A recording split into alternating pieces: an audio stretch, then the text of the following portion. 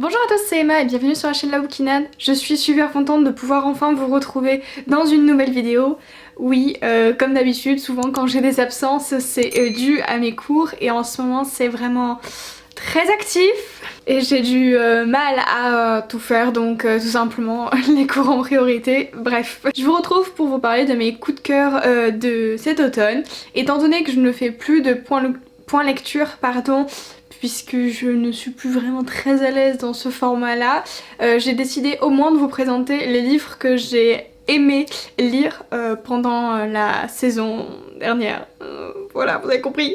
Tout d'abord, on a Wicca de Marie Alino aux éditions Poulpe Fiction. Je crois que je vous l'avais montré dans ma palle, normalement de l'automne. Dans cette histoire, on embarque avec Avril et Octobre Sorcelage, donc de la famille Sorcelage. Ils sont frères et sœurs et tous les deux font de la Wicca. Oui, enfin, ils pratiquent la sorcellerie Wicca. Des sorciers wiccans, c'est ce que je cherchais. C'est-à-dire qu'ils ont un respect pour les forces de la nature, ils ont des pouvoirs magiques et bien sûr ils ne peuvent pas en parler. Avec l'arrivée d'Halloween, il va y avoir un grand danger ils devront faire face à ce immense danger qui arrive comme par hasard à Halloween. Mais enfin c'est pas du tout négatif ce que je dis ça parce que je l'ai lu en plein mois d'octobre.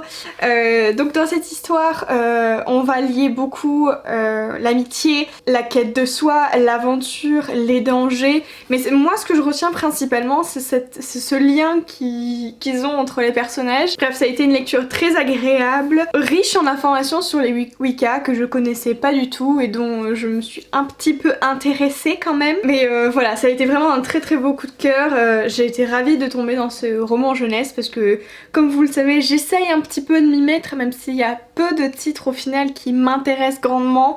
Mais alors celui-là, carton plein.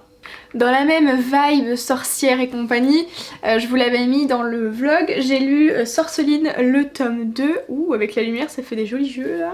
C'est pas beau! Donc c'est par Sylvia Douillet et Paola Antista et c'est chez Vent d'Ouest.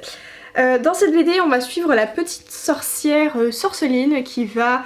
C'est une jeune fille en fait qui étudie, comment je pourrais dire ça, la cryptozoologie, ils le disent pas ici, et qui va trouver un stage pour faire ses études. Donc en gros elle étudie les animaux un peu paranormaux, les êtres féeriques. On va dire qu'elle elle est en cours de processus de formation.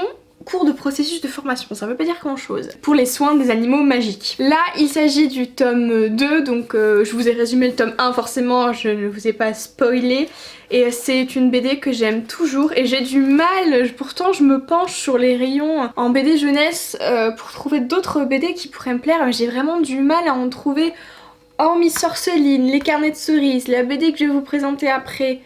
Et je sais plus comment il s'appelle. Une autre BD encore, je m'en souviens plus le nom. Enfin en gros il y a 4 séries de BD que je suis et c'est pas beaucoup et j'aimerais bien en lire plus mais j'arrive pas à accrocher. Si le dessin ne me plaît pas, j'arrive pas à accrocher à l'histoire et je trouve ça dommage, mais en même temps j'ai beau me forcer, ça fonctionne pas. Si vous avez des titres similaires à me conseiller, je suis preneuse. En bref, ça a été encore une très très bonne lecture. Un coup de cœur également pour ce tome 2, c'est un plaisir de retomber dans ces planches-là, c'est que du bonheur. Ensuite, nous avons le tome 3 de la boîte à musique, JJ Carbone et chez la maison d'édition Dupuis. J'ai dit toutes les informations à l'envers là. C'est une BD que je vous ai déjà présentée plusieurs fois, mais que je me fais un plaisir encore d'en parler sur la chaîne. Donc on a la petite fille Nola qui a perdu sa maman. Je sais plus quand on démarre la BD, si elle a perdu récemment ou pas, je ne sais plus, j'ai plus de mémoire. En tout cas, là cette petite fille va recevoir en cadeau une boule magique, entre guillemets, puisqu'elle va voir qu'il y a un petit être vivant qui lui dit viens m'aider, au secours. Elle va rentrer dans cette espèce de boule magique et tomber dans le monde de Pandorian et on va suivre toutes les aventures, comment ce passage du monde se fait-il, enfin voilà, ce genre de choses. Et c'est vraiment génial.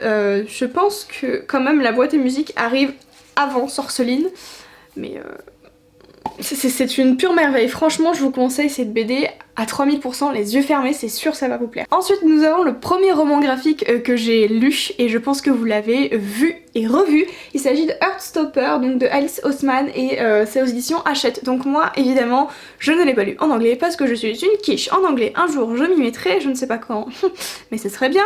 On va suivre en fait deux garçons qui vont, donc c'est une romance LGBT, c'est deux garçons qui vont se rencontrer, l'un vit quelque chose de pas très cool.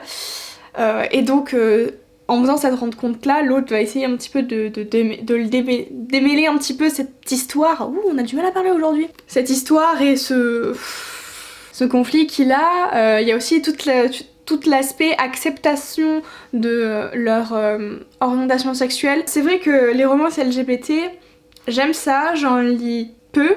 Est-ce que c'est ma première véritable romance LGBT que j'ai lue jusqu'au bout? Si on compte pas celle de Wattpad, c'est la première.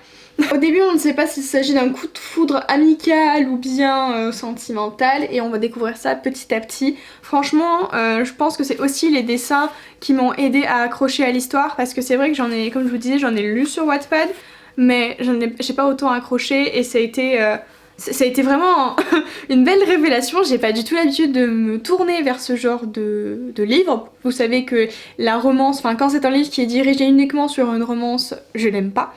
Et bien là, on a un gagnant! Voilà, c'est tout pour mes coups de cœur de cet automne. J'espère que ça vous a plu. Oui, il y en a très peu, mais écoutez, je deviens quelqu'un de difficile, c'est tout. J'espère que ça vous a plu et je vous retrouve dans une prochaine vidéo. Belle lecture à tous!